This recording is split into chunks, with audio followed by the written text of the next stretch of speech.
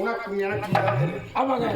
நாளை அதிகாலை அதாவது நாட்டு மக்கள் மரகத மன்னனுக்கு குழந்தை பிறந்த சொல்லி அப்படி இருந்து வந்தா அவரிடத்தில் போய் பிடிக்க வேண்டும். ஆமாங்க. என்னவென்று தெரியுமா? என்ன கற்புடி பொற்புடி அவருடைய தாய் வீட்டுக்கு சென்று இருக்கிறார்கள்.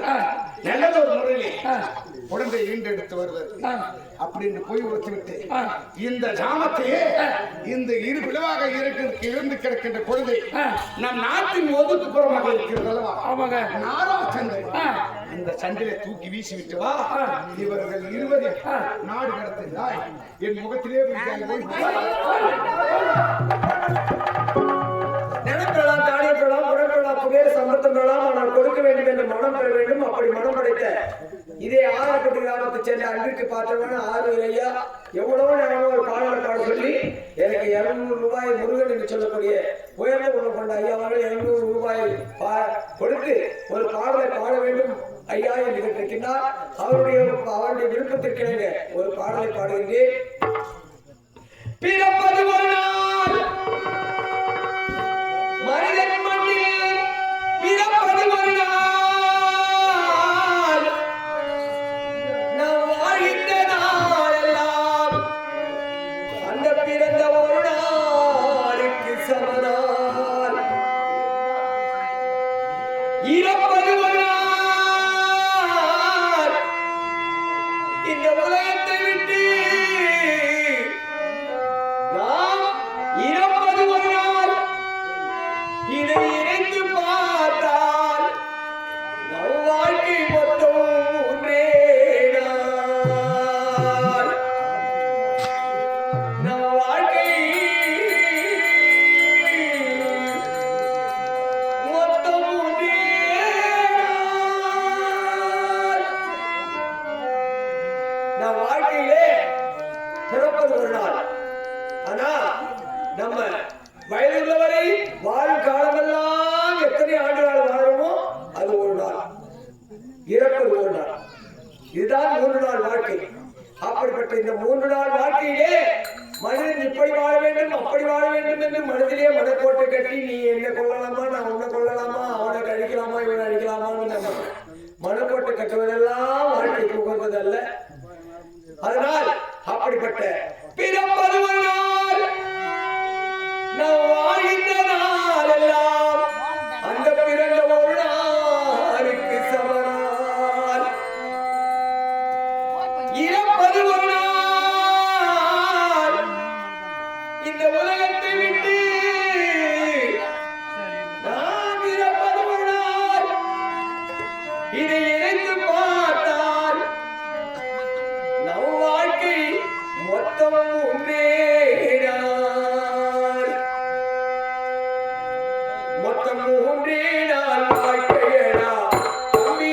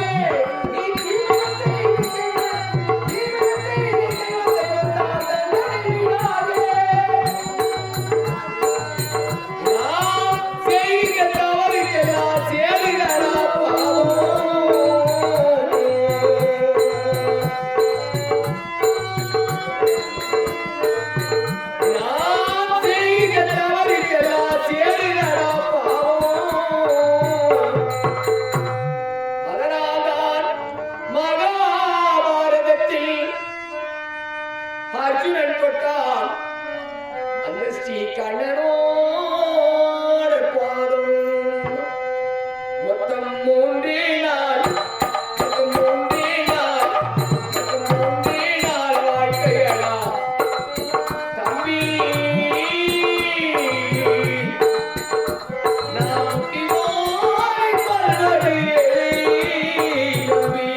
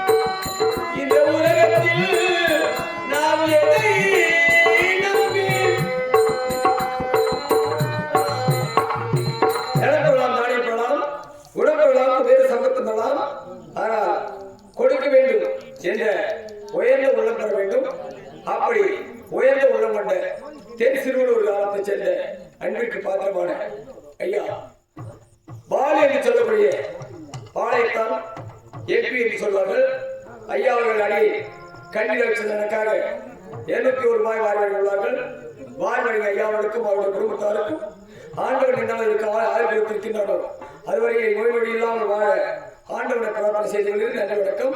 அது மட்டுமில்லாது எனது அக்கா மகன் என்னுடைய ஆர்வம் என்று சொல்லக்கூடிய ஐயா அவர்கள், என்னுடைய தங்கை மகன் பிரவீன்குமார் என்று சொல்லக்கூடிய இருவரும் சேர்ந்து 500 ரூபாய் வாரி வழங்கியுள்ளார்கள்.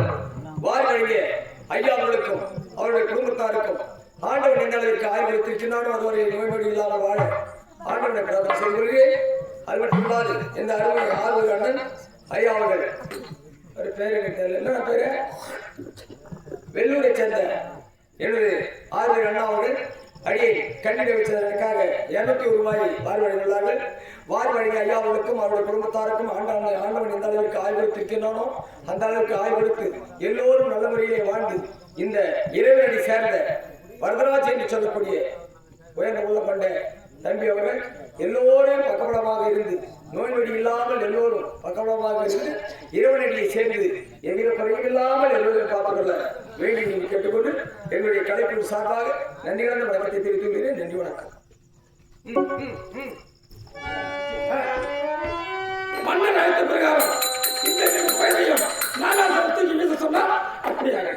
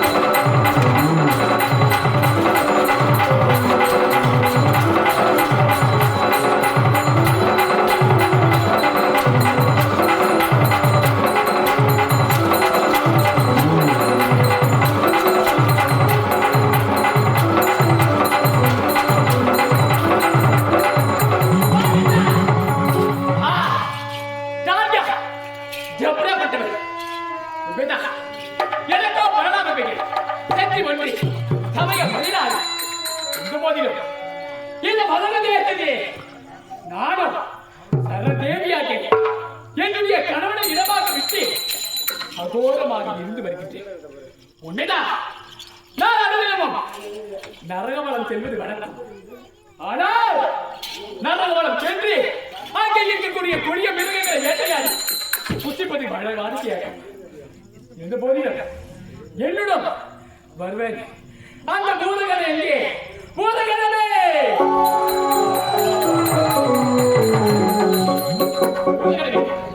வந்துவிட்டாயா?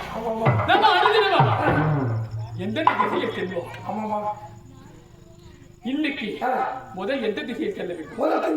ஆமா, எந்த திசை? மேற்கு திசை. மேற்கு திசை செல்ல போறேன்.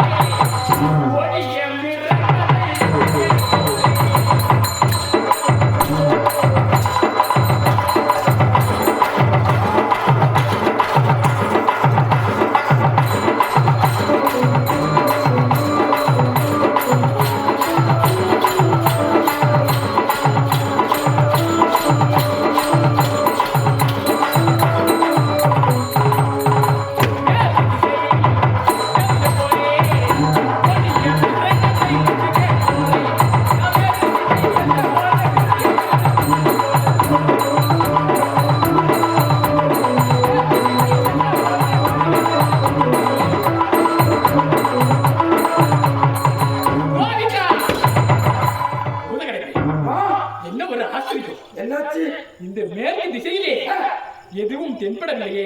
எது கிடைக்கவில்லை. ஆமா, இப்போது கிழக்கு திசை செல்ல வேண்டும். கிழக்கு திசை. ஆமா, கிழக்கு திசை செல்ல போறேன்.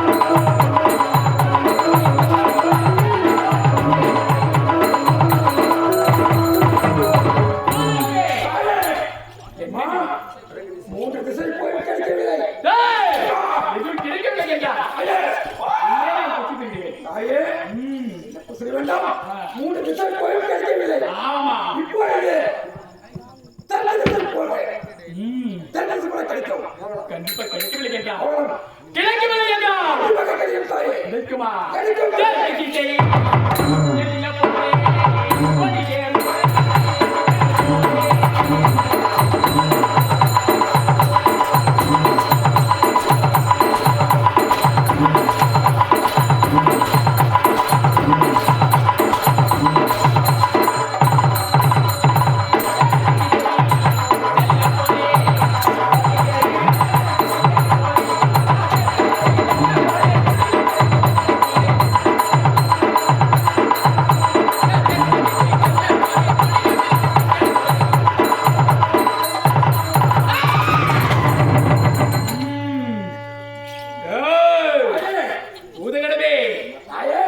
எதுவும் கிடைக்கவில்லை.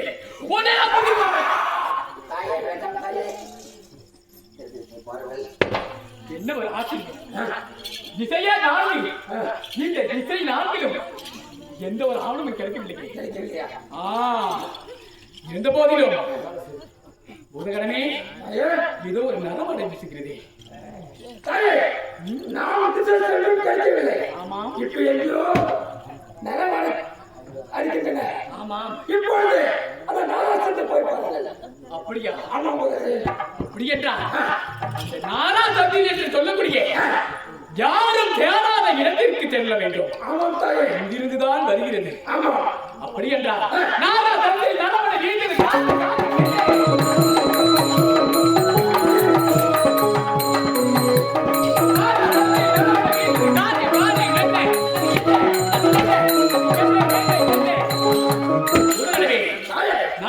வந்துவிட்டோம். ஏடி பார்க்கலாமா? சுத்தி பாருங்கள். அப்படியே பாருங்கள்.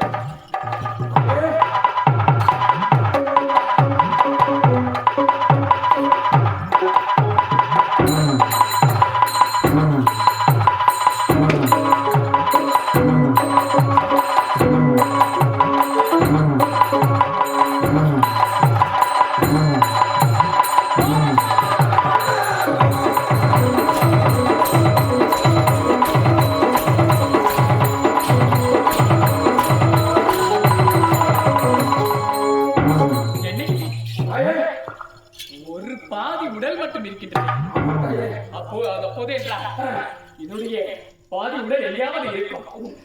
செல்லலாம்.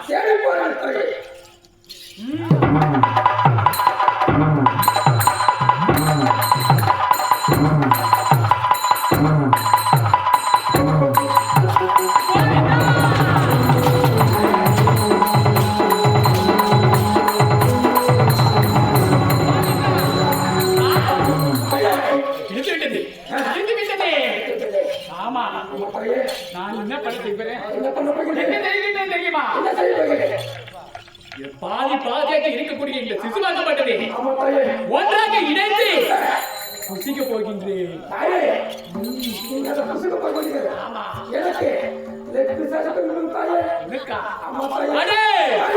இந்த உலகத்திலே என்னுடைய வாயால் முழுகினாலும் சரி எனக்கு பசியே ஆறாதடா.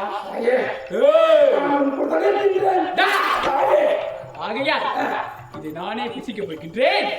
இப்பொழுது இரு குழந்தையும் ஒன்றாக இணைத்து புசிப்போரே.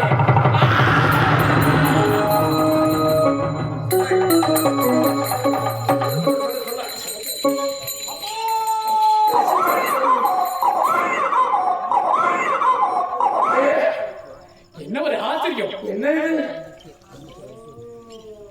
அம்மா அம்மா என்று குரல் கொடுக்கின்றதே. குரல் கேட்கின்றது. உண்மைதான். இந்த உலகத்தையே படைத்தவன் நான் அல்லவா? என்னுடைய கரப்பட்டவுடன் பாதியாக இருந்த இந்த உடலாகப்பட்டது இந்த சிசுவாகப்பட்டது ஒன்றாக இணைக்கும் தருவாயே உயிர் பெற்று விட்டதா. ஆகையால் என் குழந்தையை நான் புரிந்தால் பாமர மக்கள் என்னை ஏற்றுவார்கள். தாய் அம்மா என்று சொல்பவர்களே என்னை ஏற்றுவார்கள். ஆகையினால் இக்குழந்தை நான் கொல்லப் போவதில்லை. ஆனால் நாராசத்தில் யாரும் தேவாத இடத்தில் இந்த குழந்தையை வீட்டி இருப்பதால் என்றால் யார் என்று என்னுடைய ஞானத்தால் உணரப் போகின்றேன்.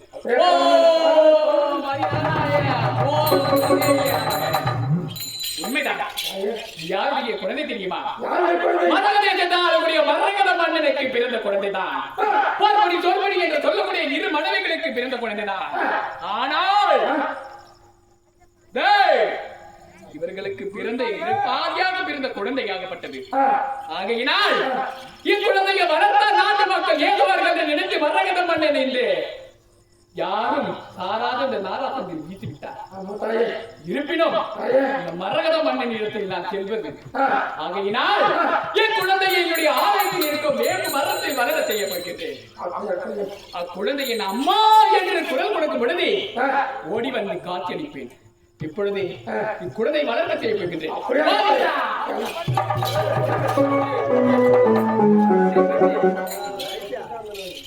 இருந்த போதிலும் ஒரு குரல் ஒன்று இருந்தால் அதுக்கு பெயர் ஒன்று நிச்சயம்.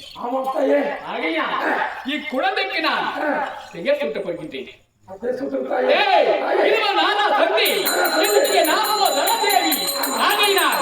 இரு பேரையும் சேர்த்து